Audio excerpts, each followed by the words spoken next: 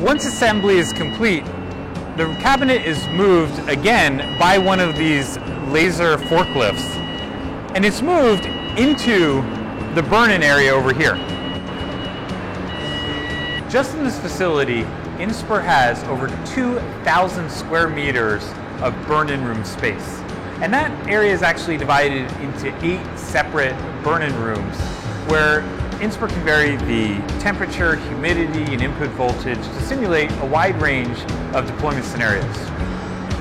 Now, all the cabinets spend anywhere from maybe a day up to, say, 7 days doing a variety of tests that Inspur hopes to collect data and find any potential quality issues. It also has big data and AI algorithms that will spot potential sources of failure both immediately and on a longer-term basis, so it can make sure that any rack that leaves the facility is going to be of the highest quality and not fail in the field.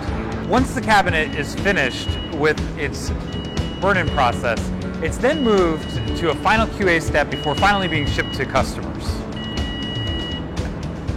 It stopped again. I hope you enjoyed this look at the Inspur Intelligent Factory. This video was a ton of fun to make, and working with all these robots all day and not getting run over by any of them was a lot of fun.